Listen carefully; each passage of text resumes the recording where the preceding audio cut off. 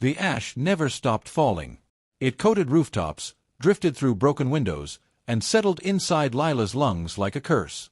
Her boots crunched over the brittle remains of what had once been a school playground, now a skeleton of swings and scorched earth. Above it all, a holographic billboard flickered erratically, casting garish neon over the ruin. "Creatures of the planets," chirped the animated host, a pastel-colored puppet with too many teeth and a sickly sweet voice.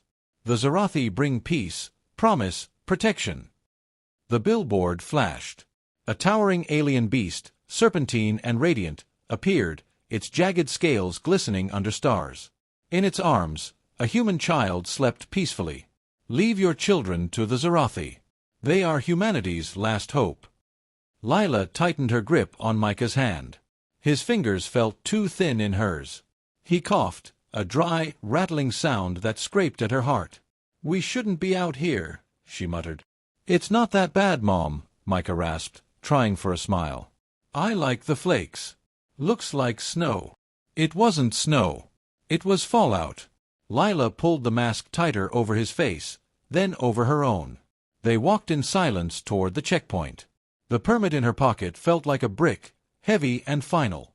"You know," she said, softly, "when you were 5, you tried to eat real snow. Thought it was ice cream." Micah laughed, "Or tried to. I remember. Got sick for days." "You blamed me," she said. "Told the whole neighborhood I poisoned you. I was 5. Drama was my thing." They stopped at the gate, military-grade fencing surrounded by drone posts and slumped, half-dead guards. Past the checkpoint was the shuttle bay, and past that the sky. He looked up. "Will I see stars?" he asked. Lila's heart twisted. "Yeah, baby. You'll see stars." She didn't believe it. She believed in none of it anymore. But lies were easier than screaming.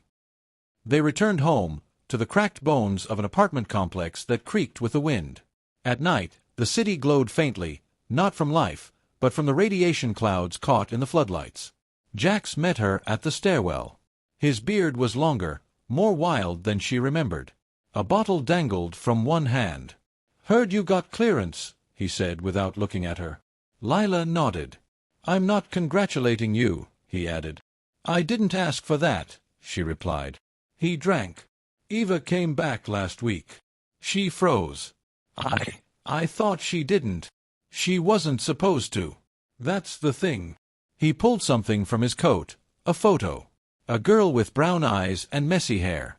That's what she looked like before. Lila stared. Now, eyes glow. Pupils slit like knives. Won't eat. Won't talk. She just watches. His voice cracked. I looked into those eyes and saw nothing. Like staring into the edge of space. Lila didn't know what to say. What comfort could she offer? "I used to think the Zerathi were saviors," Jax whispered. "Now I think they're colonists. And the colony, it's in our kids." He tossed the photo to the floor. That night, Lila lay awake in the dark, the hum of drones outside like distant flies. Micah slept fitfully beside her, wheezing in his sleep. She got up, made tea from rationed leaves, and stood by the broken window. Across the street, a billboard blinked again. "The underdogs are saviors," it cooed. "Don't listen to fear. Trust what you see in the stars." She reached into her coat and pulled out the permit. It was slick and glowing, too clean for this world. Micah's name, Micah Ray Velanez. Status, cleared. Priority, high. Why high? Why him? She heard the stairs creak. Turned. Micah stood in the hallway, a blanket wrapped around his shoulders like a cape. He looked so small. "You're crying," he said. She hadn't noticed. Her cheeks were wet. "I don't want to leave you," he whispered. "I know. Then don't make me." She knelt down, reaching for his face. "Do you know why I have to?"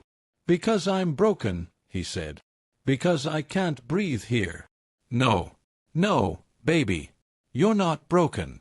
This world is." She kissed his forehead, feeling his skin too cold under her lips. "I would burn it all down to keep you safe."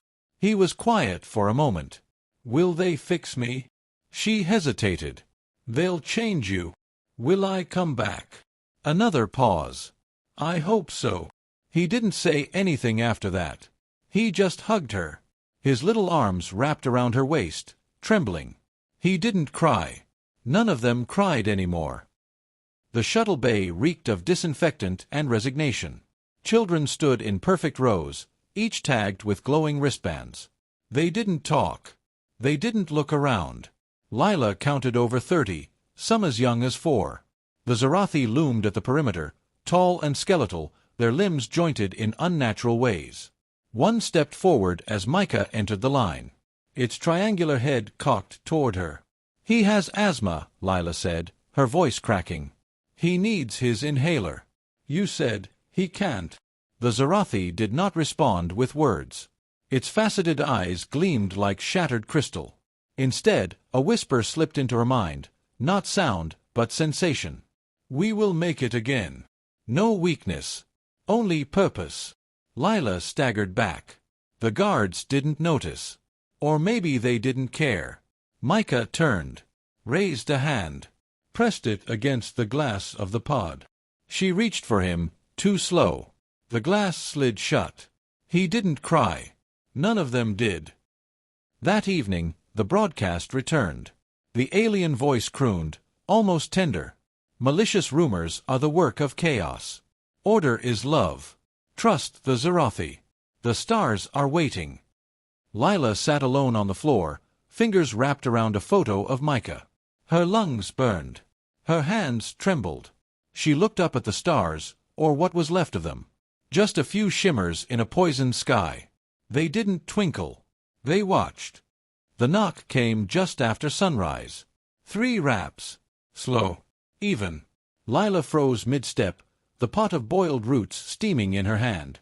Her eyes darted to the door. No announcements, no warning. Just a shadow behind the frosted glass. She set the pot down carefully, reached for the iron bar beside the stove, and crept toward the door. "Who is it?" she called. A pause. Then, "Mom." Her legs buckled. The bar hit the floor with a dull clang. She opened the door. Micah stood in the hallway, wrapped in a dark gray Zerathi uniform, too pristine for this filthy world. His face was pale, skin smooth like glass.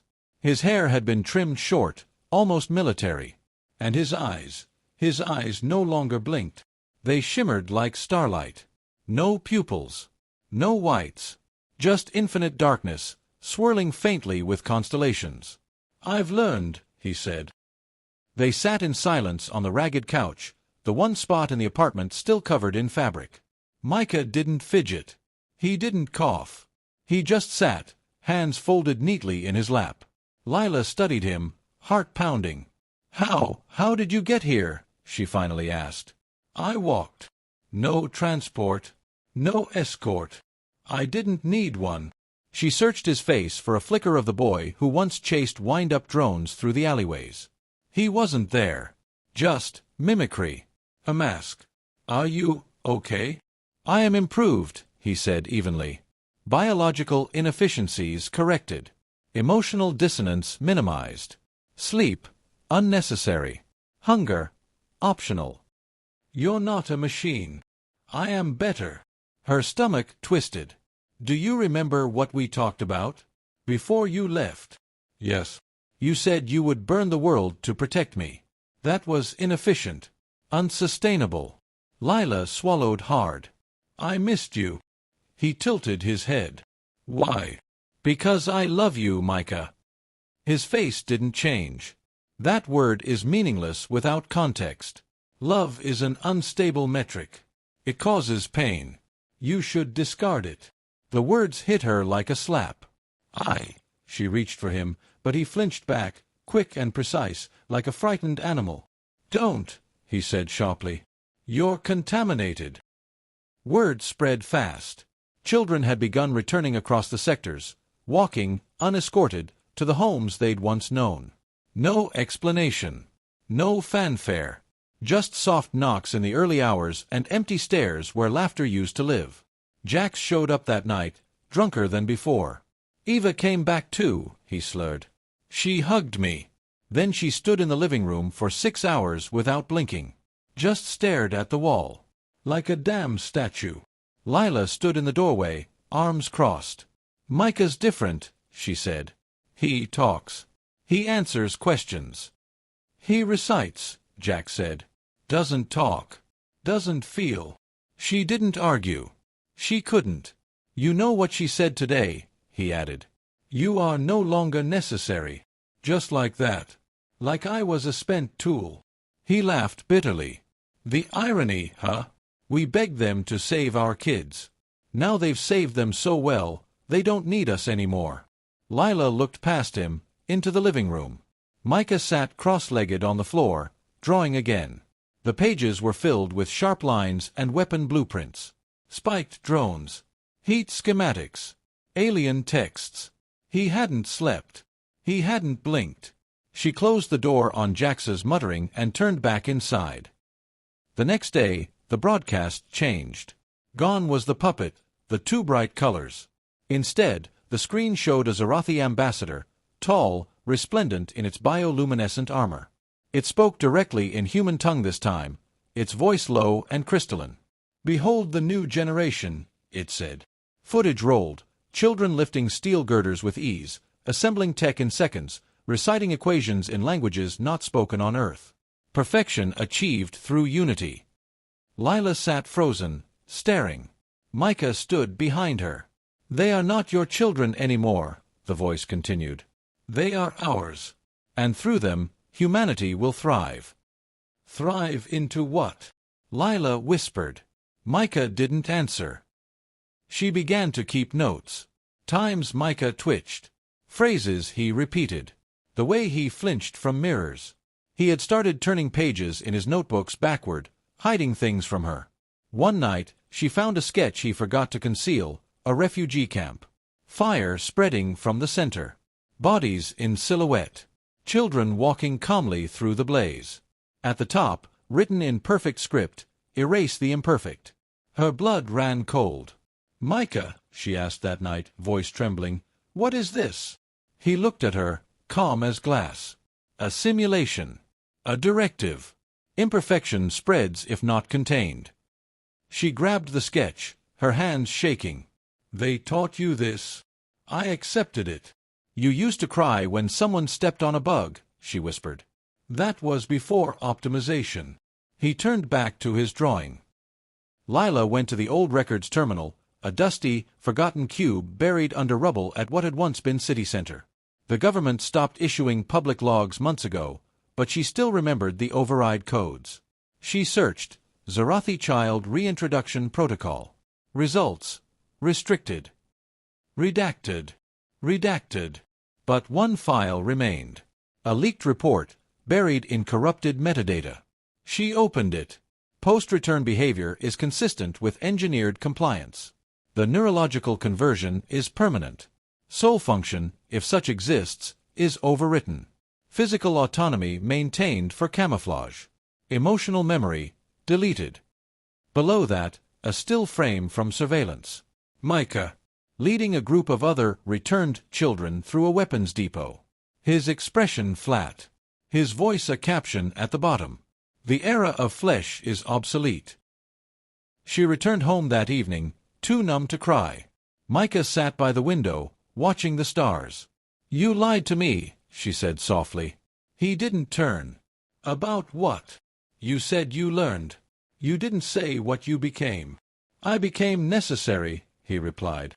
"I want my son back." He turned slowly, his star-filled eyes calm and terrible. "Then find a world where he still exists." Lila shut herself in the bathroom and wept until her throat was raw. She tried screaming, but even that had no place in a world already silent from grief. Outside, the billboard flickered one last time before it powered down. "Trust the Zerathi. They gave your children everything." She looked out the window. Micah sat under the stars. He didn't move. He didn't shiver. He didn't blink. The quarantine zone stank of sterilized rot. Lila pulled the mask tighter as she crossed the threshold, the ruins of the checkpoint crackling behind her with automated warnings. No one patrolled here anymore. The government said the lab inside had been decommissioned, but rumors disagreed. Eva had been seen nearby, wandering the border like a ghost. Someone claimed they saw her vanish through a shattered wall, dragged, not walking. Lila followed the map she'd stitched together from scavenged blueprints and whispered rumors. It led her to a jagged hill of concrete slabs, crowned by a collapsed dome. Beneath it, a faint hum pulsed through the ground.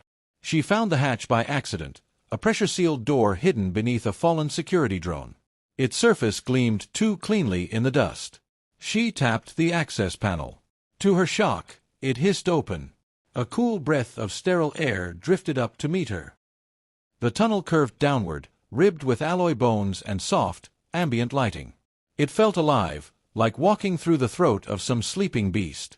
Voices echoed faintly from deeper within. Not screams. Laughter. She crept closer. A large chamber opened before her, cold and luminous, lined with what looked like floating capsules. Rows upon rows of them, stretching into darkness. Children drifted inside, motionless, suspended in pale fluid. Their eyes flickered behind closed lids.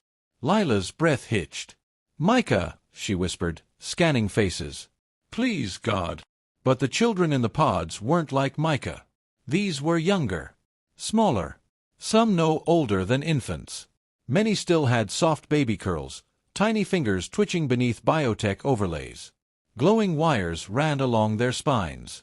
Veins turned to circuitry. Mouths sealed shut. And in the far corner, two figures in lab coats, watching a screen. Laughing. Humans. One adjusted a dial while the other marked a clipboard. A child jerked in its pod, eyes snapping open for a split second, glowing, golden. The scientists didn't react. Lila stepped closer, fury rising in her throat. The male scientist grinned.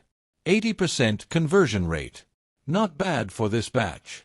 Zerathi say they'll phase out memories entirely by next quarter, the woman replied. Might even eliminate the parent bonding reflex. Good riddance. Attachment is messy. They don't need love, they need purpose. Lila's knuckles whitened around the rusted wrench she'd grabbed from the floor. The screen between them flickered to a new feed. Lila froze. It showed a burning refugee camp, tents collapsing, people running. In the center stood Micah, clad in a sleek Zerathi exosuit, expression blank. He raised his hand. The fire responded. Behind him, dozens of other children moved in unison. Erase the imperfect, they chanted in eerie harmony. The female scientist sipped her coffee. Efficient field test. We'll have order soon. Lila moved before she realized what she was doing. She slammed the wrench into the man's temple. He crumpled instantly, blood arcing across the screen. The woman screamed, reaching for something. Lila tackled her, smashing the clipboard into her face again and again until her cries became gurgles. When it was quiet, Lila staggered to her feet, panting. Blood dripped from her sleeves. She turned to the nearest pod. A little girl floated inside, curled like a fetus, her body streaked with wires. Her eyes opened. Not glowing yet. Not fully gone. Lila whispered, "I'm so sorry." She spent the next hour navigating deeper into the complex. She passed more pods. More children. Notes pinned to consoles, batch numbers, conversion scores, memory wipe phases. All cold, clinical. But in one section, the air changed. Warmth radiated from a central chamber lined with hexagonal tanks. Here, the children weren't floating. They were walking. Small figures stood at attention beneath Zerathi overseers, repeating strange syllables in perfect synchronization. Their skin shimmered under biosuits. Their eyes glowed faintly. When one fell behind, a pulse of light from the alien staff corrected it. The child flinched, realigned, kept marching. No cries. No resistance. Just programming. Lila saw a doorway marked Neurological Engineering, Deep Bind Division. She slipped inside. There, she saw a wall of live footage. One screen showed a schoolyard in a different sector, children returning. Parents embracing them, crying. Unaware. Another screen showed scientists handing tablets to government officials. Bribes. Deals. And in the center, Micah again. He stood beside a Zerathi commander, discussing deployment zones. Weeks until full reformation, the alien said. Emotional resistance has dropped below threshold. Micah nodded. We'll cleanse the outliers. The flawed cannot remain. Lila's nails dug into her palms. She left the lab covered in dirt, blood, and rage. Outside, the wind was rising. The ash swirled faster now, as if the earth itself had begun to scream. She walked straight to the Resistance safehouse, tucked inside the shell of an old metro station.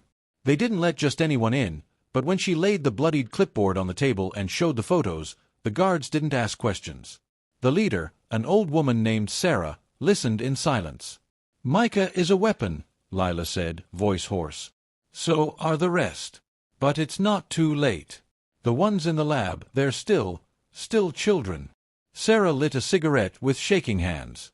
"Why would they do this? Why would we help them?" Lila met her gaze. "Because we sold the future to survive the present." Sarah nodded slowly. "You're saying we're breeding our own extinction?" "No," Lila replied. "We're raising it." Later that night, Lila returned home. Micah sat in the living room, sketching quietly. He looked up as she entered. "You went somewhere," he said. "Yes." "Resistance activity?" She didn't respond. He studied her for a moment. "You're trembling. Are you going to report me?" "No," he said. "It's unnecessary. You'll make your choice soon." She stared at him. "What choice? To adapt or be erased?" His voice held no malice. Just inevitability. She walked past him to the kitchen, hands still stained red. She opened the cupboard, pulled out the old revolver Jax had given her, and set it silently on the table. Micah didn't even blink. "Will you kill me?" he asked. "I don't know yet," she whispered. Above the city, the stars pulsed with cold indifference. And from orbit, the Zerathi ships cast long shadows over the earth, patient, watching, waiting for the final conversion. Lila stared at the revolver on the table for hours. Micah didn't move from the corner. He sat cross-legged, watching her the way a scientist might observe a test subject, curious, not cruel. "You don't sleep any more," she said finally. "I do not require it. But you remember it?" "Yes." His eyes didn't leave her. "I remember the sensation of warmth, the fear of darkness, the comfort of breathing beside you. That wasn't just sensation, Micah. That was love." He blinked. "Once. Slowly. Then love is obsolete. Purpose sustains more efficiently." She nearly laughed. Bitter, broken. "They fed you that. Fed all of you that." Micah tilted his head. "We accepted it." Lila gripped the revolver, her knuckles whitening. "You were children." He said nothing. The next morning, smoke bloomed on the horizon. Sector 9. Another refugee camp gone. No survivors. Lila stood on a ridge overlooking the ash trail, the sky above painted in bruised crimson. Sarah stood beside her, scoping through battered binoculars. "They're cleansing the borders," she murmured. "With kids." "With ghosts wearing kid skin," Sarah corrected. "Zerathi call it Phase 6 purity. Humans are just the fuel now." Lila looked down at the charred valley below. "I found something in the lab files," she said. "Something they called the Ash Doctrine. It's not just about purging resistance. They're targeting emotional memory, anything that tethers the children to Earth." Sarah lit a cigarette with shaking hands. "Memory makes you human. They don't want them human. Just hollow hosts." "Then what do they want us for?" Lila glanced at her. "Labor. Surveillance. Until we outlive our usefulness." Sarah took a long drag. "We never mattered, did we?" Lila's eyes narrowed. "Not to them. But to each other. We still can." That night, Lila confronted Micah. He was standing by the window again, sketching. "What happens to me?" she asked. He didn't look up. "You'll be monitored until Phase 8. Then reclassified. Final action determined by resistance risk rating." "You're talking about me like I'm a problem to solve." "You are." She crossed the room and ripped the drawing from his hands. Blueprints. Again. But this time not weapons, infrastructure. A tower. Spanning from Earth into orbit. Labeled simply, Ascension Spine. What is this? The bridge, he said calmly. To take the Chosen back to orbit. To complete integration. And everyone else. Micah's gaze found hers. They will remain. Useless flesh does not ascend. Lila's hand shook. She dropped the sketch. I used to tell you stories, she whispered. When you were sick and scared, I made up whole worlds just to make you laugh. I remember, he said softly. I liked the one about the star whale. You cried when I ended it. He didn't speak. Micah, she whispered, stepping closer. If you remember that, then some part of you is still you. He blinked rapidly, once, twice. Then the expressionless mask returned. I am not the boy you mourn. Stop searching for him. Resistance activity exploded the next day. Sarah's group hijacked a supply convoy, stealing medical units and intercepting encrypted transmissions from the orbital fleet. Inside one message was a schedule. Final integration begins. 10 days. Target. Earthside sectors 1 through 14. Lila sat in the safe house, gripping the printout, heart hammering. They're not waiting anymore, Sarah said grimly. They've tested enough. Now they're launching full upload. No more parents. No more past. Just a planet full of meat suits they can plug in and discard. Lila's voice was cold. We burn it down first. Sarah raised an eyebrow. The lab. All of it. The labs. The bridge. The whole doctrine. If we lose the children, we lose everything. But if we take the source, they fall blind. Sarah nodded slowly. We'll need fuel, debt charges, and someone who knows the architecture. Lila looked down at her bloodied notebook, filled with stolen schematics, security codes, wiring diagrams. I've been preparing for weeks. That night, Micah sat quietly in the living room. The revolver was gone from the table. Lila entered, her coat thick with ash and secrets. He looked up at her. You're leaving soon. You knew. I saw the pattern. Watched your sleep decrease. Noted your increased breath rate after each excursion. She didn't deny it. Micah stood. I could report you. You won't. He tilted his head. Why? Because something inside you still remembers who I am. She stepped closer. I don't believe they erased you. Not fully. You're fighting it. That's why your sketches changed. That's why you haven't killed me. Micah said nothing. I saw the Ash Doctrine, she said. And I saw what's coming. The Ascension Spine. The Purge. She stepped even closer, close enough to see stars flickering in his eyes. I'm going to destroy it all. His voice was low. You'll be killed. I don't care. A pause. Then Micah whispered, There's a blind node in the tower's central array. No cameras. No pulses. No tracking. If you make it there, you can detonate the core. Lila blinked, stunned. You're helping me? He closed his eyes. I'm not. The memory of me is. Lila left before dawn, the schematic memorized. Sarah and the Resistance waited by the transport, loaded with explosives. They didn't ask how Lila got the override codes. They knew better. As they pulled away, Micah stood in the window above. He didn't wave, didn't blink, but his drawing, left behind, told her everything. A tower crumbling in fire. A mother holding a boy in a sea of starlight. And beneath it, one line written in jagged letters. The imperfect remembers. The tower loomed in the distance. The countdown had begun. The stars turned away. And hatred, Lila decided, wasn't weakness. It was a scar with a name. It was the fuel she'd need to burn heaven down. The sky looked bruised. Purple clouds tangled in veins of orange fire as Lila and Sarah descended into the valley. The Ascension Spine rose before them, a monolith of alien symmetry, its black metal surface rippling with quiet pulses. Dozens of transport tubes glided up its side like veins feeding a monstrous heart.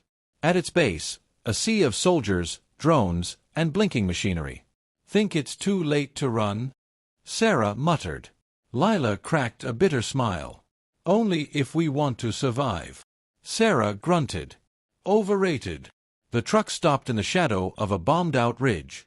Resistance fighters, ragged and quiet, climbed out, each one cradling packs of detonite, makeshift charges, and weapons old enough to remember the last war.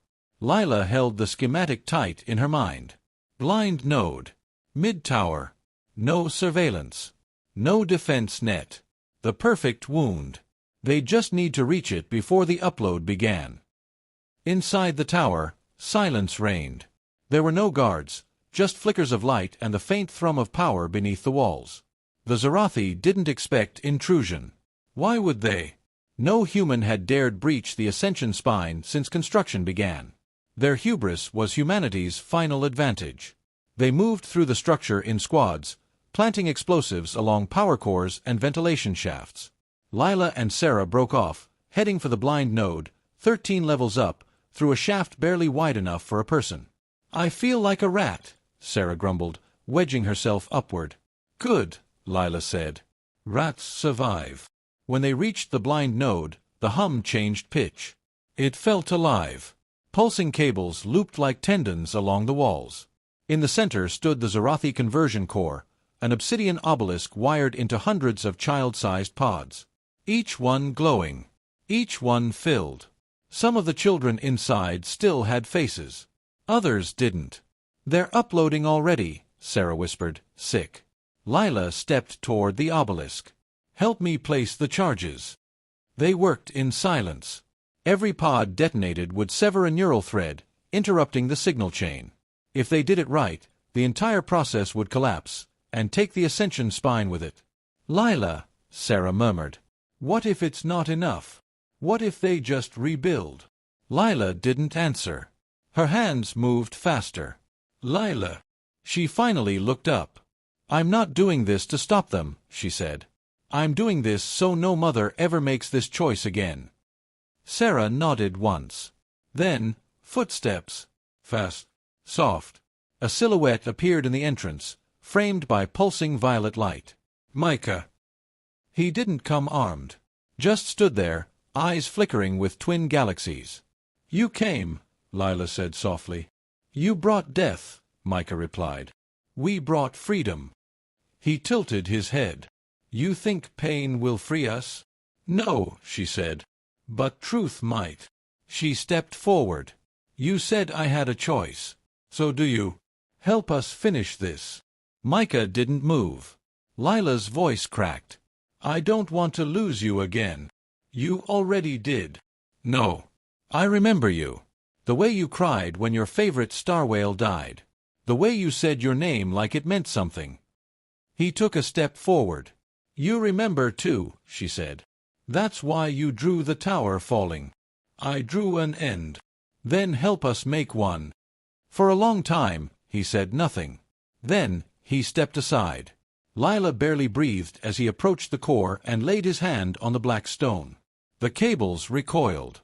"The core will resist detonation," he said. "You must use my frequency. My presence disrupts the alignment." Sarah moved quickly, syncing the detonator to Micah's biometrics.